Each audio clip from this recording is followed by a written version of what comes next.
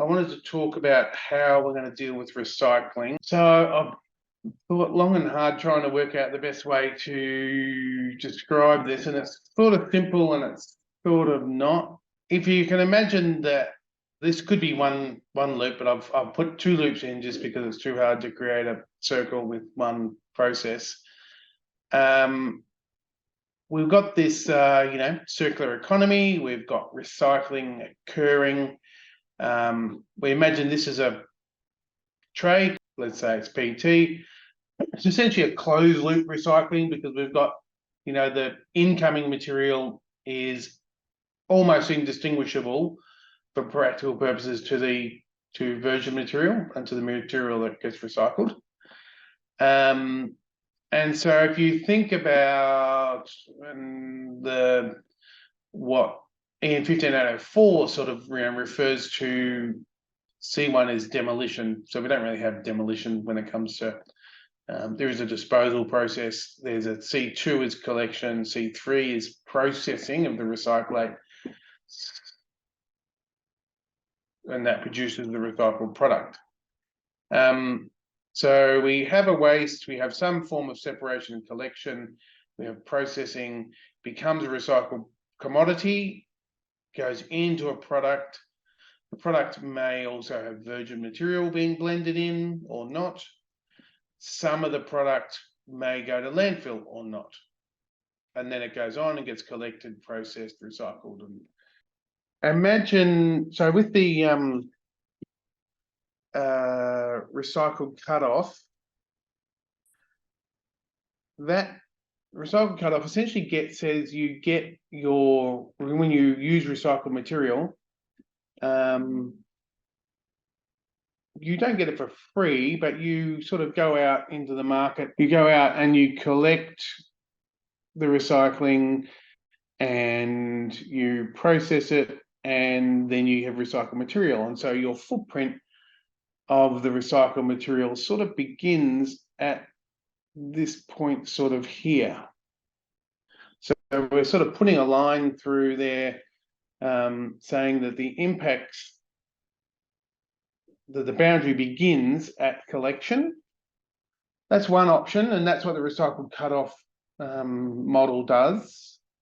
And probably intuitively what a lot of people who are using recycled material sort of think about: sourcing some material, waste material, going through some form of processing, and then the recycled commodity is yours. You've done the work and you've made the product. There is another thing which is referred to, I think in EN 15804, which is where is the end of waste stage?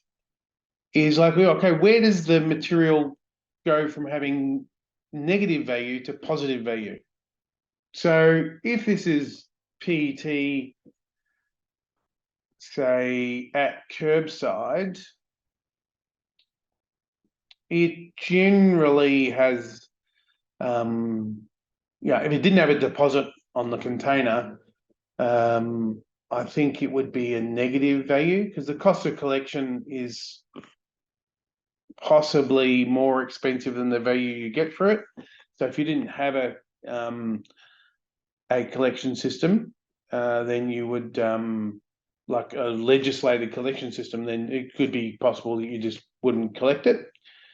In that case, sort of it's negative impact there. By the time you're collected it and you've got a bunch of material, then it's possible that the value coming out here is definitely positive. You hope you've got a market to sell it, and the cost of processing it is less than the cost you're going to get for it. So that means it's got a positive value there. So maybe the end of waste stage is sort of somewhere there. So you might say that the boundary should begin when the material turns from being a waste into a product, goes from a negative value to a positive value. So some people would like to put the boundary sort of somewhere there, and that sort of makes sense. So it's that would mean that the person who makes a product, this product here, has a burden that includes its collection process as part of the impact of making the product. So some could go to landfill, some would be collected and sent forward into recycling. But that collection stage would be part of the previous product, not part of this next product. And that can, in this situation, probably doesn't have a very big impact, but for some other recyclates, that can definitely have a big impact. So that's sort of, that's sort of the two options in this sort of, where do we put the boundary?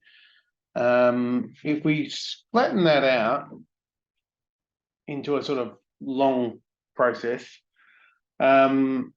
we can see that recycled content system sit sort of there. So it starts with collection, processing, recycling, and then at the end of life, the boundary cuts off and the collection belongs to the next bit. The alternative,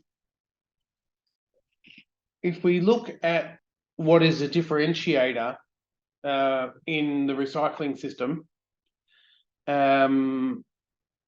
if we think that there's no problem, we don't need to, that this product here could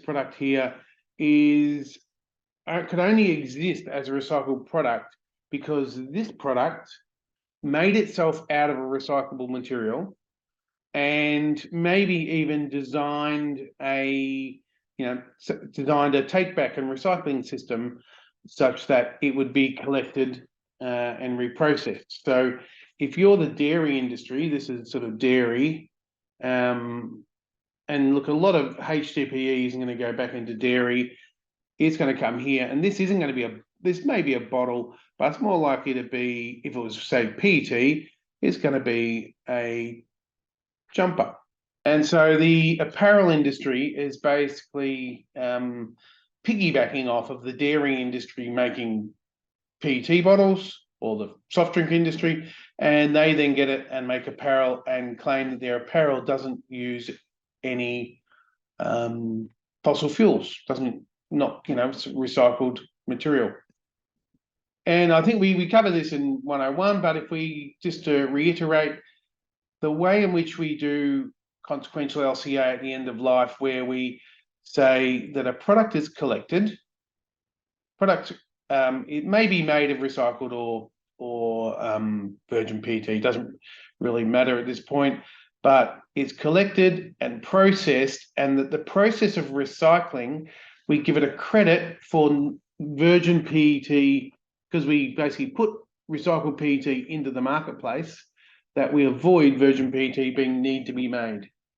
And so that means if we increase the amount of material coming through here, we can increase this one here, which will basically mean more and more virgin material is no longer required. If in the previous one, if we increase the demand here for extra material, that means we've got to go and collect more material, which means we've got to find more material in the market. And so we would go out to this point of the market and see, is there more of this that we can get when we demand more material here? And so that's a real limitation because this system, this apparel system, is not connected to the dairy system. So this is the process, but by virtue of, if we do give this recycling credit here for avoided virgin material, the next user of the material, and this would be the apparel user, that user there uses recycled PET but inherits a virgin PET debit because the credit was taken here. So if this system takes the credit, this system gets a debit of equal to the virgin PET. So essentially they have 100% virgin material allocated to their product because the offset has been allocated to the prior product.